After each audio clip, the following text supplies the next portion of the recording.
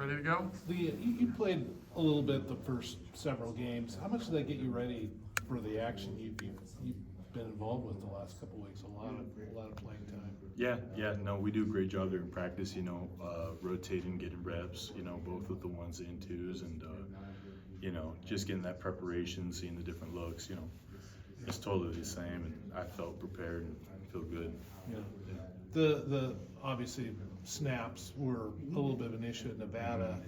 How much of that was just getting you and Giovanni kind of comfortable together? I mean, it wasn't like they were way off. They were just maybe different. Yeah.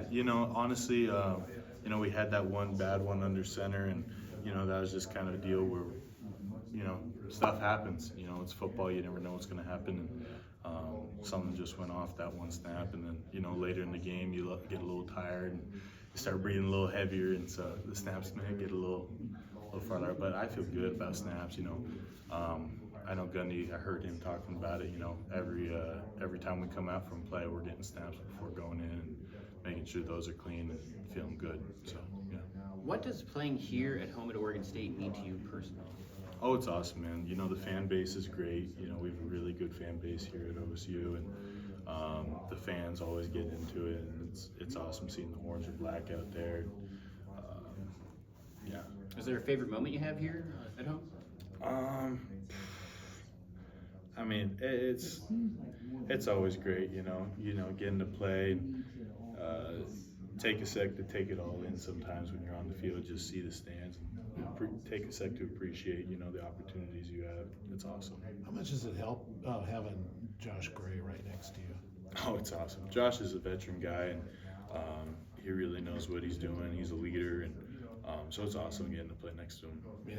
Are there things he's maybe said to you as you're going up the line of scrimmage, or while you're there, that might just help you? I mean, help you out a little bit. I mean, it's no different than practice. It really is. A game compared to practice, we make practice hard, so the games are easy, and nothing really changed depending on that. Maybe before we're going into a game, we'll say a little something to each other, just one last reminder. Hands and hips, keep your eyes up, stuff like that. But other than that, no. Did you come to Oregon State as a center, or did this just sort of evolve? I mean, like most offensive linemen coming out of high school, I was a left tackle, so I didn't originally play center. Coach Mahalicek last year had me try it for the first time, and it was definitely a big adjustment, but I've come to really enjoy it and love getting to help command the offense and do what I can. What was the adjustment, and how did you come to like it? Just getting a snap for the first time. Snapping is not something that I'd ever done before last year, and so just getting the hang of that. There's definitely a lot of pressure because you never know where the ball's going to go. Once it's gone, you just run into play. So that's just an adjustment, but I feel like I've grown into it more. As you start getting ready for the Cal game, what do you see when you look at the tape in that front seven that they've got? Cal's a good defense. They're very stout up front. Not as many pressures and stuff that we saw last week, but it's going to be a great challenge. So we're looking forward to it. UNLV had maybe a little more success slowing down. They pretty much run the ball at everybody this season, and not quite so much on Saturday. What were they doing? Anything different? No, going into that week, we knew they were going to be running a lot of games and pressures and a lot of blitzes and things like that. But we really wanted to emphasize, playing fast, not letting that slow us down. I feel like we did a good job of that. Just the outcome of the game wasn't what we wanted it to be. So I've heard a lot of guys who've converted to center. It's weird not having your hand for the first half second of the rep. What's that adjustment like? And I've heard guys talk about snapping it harder to get that hand back quick. I'm curious what your process is. Yeah. That's another thing. Like at the first couple weeks, there are two ways to snap it. There's just like a regular and there's a dead ball. Regular is typically a lot faster because you're spinning it when going back. And so that was one adjustment I had to make. I was snapping a little too fast for the quarterback, so I changed the dead ball so I could slow it down a little bit and have a little bit more control. But at first, it's definitely adjustment. You're playing almost like one-handed for the first half of the rep, which gives the defense a huge advantage. So being able to get that hand back there quick is really important. Is there anybody you worked through that way? I feel like anybody you've kind of like modeled your game after in that sense? You know, Jake Levingood last year, he's helped me a lot. You know, he's been coming back and helping out every once in a while, and I've been looking to him for advice, and he helped me out last year. And, you know, getting to talk with Bam, who's a more veteran center than I am, played a couple more years. And, he's been great too, just helping me out, giving advice, and so we just feed off each other and continue to grow.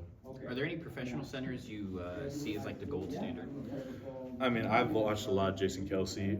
He's really good and effective at using his inside hand for leverage and just getting strong with it and taking defenders where he wants them to go. So that's something I really enjoy watching, and just watching him pull around and make open field blocks is really inspirational. I always liked Alex Mack on the rim. Yeah. So, direct snap or out of the gun, what do you like? What's easier, or what's the difference for you? You know, there's not a huge. You get to a point in the game where, you know, you don't even have to think about snaps. You just worry about the blocks. When you can do that, you can play faster, and that's the key. Me personally, I like just being under center a little more, just because, you know the quarterback's there. You can feel the ball through, and then you could just go do whatever. So, yeah. We'll go last question. You mentioned the difference in what you saw last week versus now what you see this week, Cal, with pressure.